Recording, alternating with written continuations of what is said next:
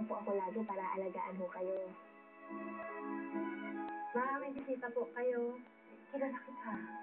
Ikaw yung babaeng sumugot ko. Dapat, retirement concert ang produce mo para sa kanya. That is a good idea. Kapag pinakulong ko si Shane, sana ng sunog, at pinagbintangan ko lang si Shane. Ikaw ba narinig ko, Zaira? Ikaw ba ikaw may pakana ng sunog? Sagutin mo ang tanong ko sa'yo. Ikaw ba may pakana ng sunog? And don't you dare lie to me. No. Of course not. Di ba ako pa nga ng dami ng sunog na ginawa ni Shane? Hindi ako naniniwala sa'yo. I'm calling John. Okay. Gusto mo malaman ang totoo, Mommy? Ako ang may pakana ng sunog. Ako ang naglagay ng gas can sa effects machine. Bakit mo kinuha yung Zaira?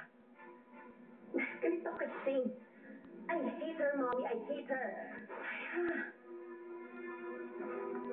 Kaya na nakaligtas si Shane, siya ang tinuro niyo na may kasalanan para magalit ako sa kanya, para kampihan kita.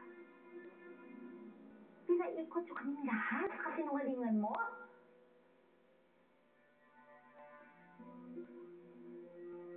Mom? Yes, please. No, Zaira. I've had enough of your lies and your stupid pranks. Mom, I'm sorry.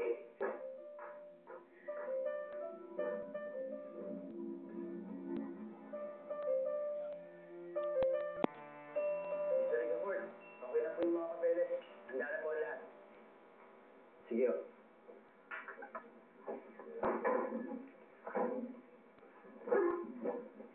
Sigurado ka na talaga niyan. Lola, sigurado na po ito. Wala nang atraso. Wala, sige po. Salamat. Paano si Shane? Iyon mo na lang siya. Akala ko ba, hirapan ka umalis dahil sa kanya? Dolly, hindi na ngayon. Masaya lang siya dito. Masaya ako para sa kanila. Ayoko silang gulo. Ayoko nang ipagsiksikan pa yung sarili sa kanila. Pero mahal mo pa rin siya. Ano? Hayaan mo na lang ba siya na maagaw ng iba? Ano gusto mong gawin ko? Tumunga nga dito, magpakamartir. Nakapag-move on si Shane. Siguro naman panahon na rin para makapag-move on na rin ako. Hindi naman nangyari eh. Susi mo na akong kalimutan si Shane. Basta sigurado ka.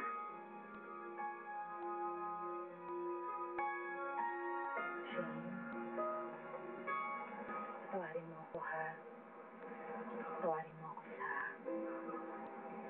lahat ng mga kasalanan ko sa'yo. Miss Lisa, ano po ba sinasabi niyo? Eh, ako nga po yung dapat magpasalamat sa inyo eh. Gusto ko po magpasalamat dun sa tulong na ibinigay niyo sa akin para kay Tatay Douglas. Alam ko na ang totoo. Sinabi sa akin at inamin sa akin ni Zaira ang lahat. Alam kong inosente ka sa nangyaring sunog sa studio. Patawarin mo ako kung nagalit ako sa'yo. Patawarin mo ako kung hinasgahan kita. Patawarin niyo rin po ako dun sa mga nagawa ko sa inyo dati, ha? Shane, wala kang kasalanan. Pareho lang tayong biktima ng mga pangyayari. Pero tapos na yun. Ang importante, maayos na tayo ngayon. Shane, gusto kong bumawi sa'yo. Gusto kong makabawi sa lahat ng mga naging kasalanan ko sa'yo. Ako rin po, Miss Lisa. Gusto ko yung bumawi sa inyo.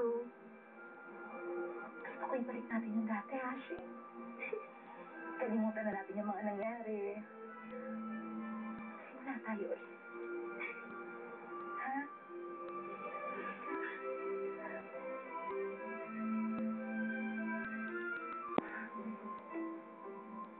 Mag-ingat ka doon, ha?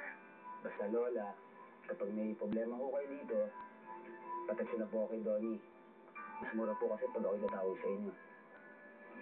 La, mamimiss ko po kayo. Mamimiss din kita. Ano ba?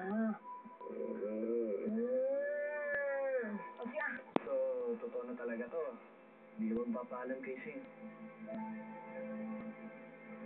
Hindi ka mag-usap na tayo. Ano bang problema, Gregory? Nagsumbong sa akin si Syra. Inaway mo daw siya sa harapan ng mga kaibigan niya. Ayun, iyak na iyak doon yung bata. Pinagsabihan ko lang naman si Zaira dahil mali ang ginawa niya, Greg. Pinaikot niya tayong lahat sa kasinungalingan niya. Magpasalamat nga siya, hindi siya ididemanda sa ginawa niya. Kung may nagawa man siyang mali, dahil sa iyo yun, Lisa. Dahil pinararamdam mo sa kanya na hindi mo siya mahal.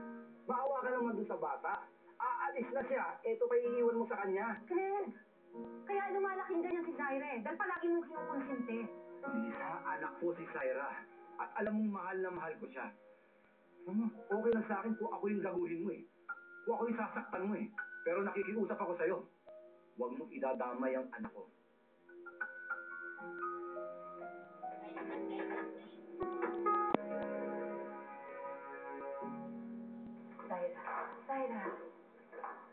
Zaira, ayoko nag-aaway tayong dalawa. At ayoko malis ka na. Masama ang loob mo sa akin. Pero what she's really bad. Hindi ko alam kung paano mo nagawa yun. Hindi naman kita pinalaki para maging ganun. Ano ba kailan mo? I'm not your real daughter anyway. I have to go. Malilate na ako.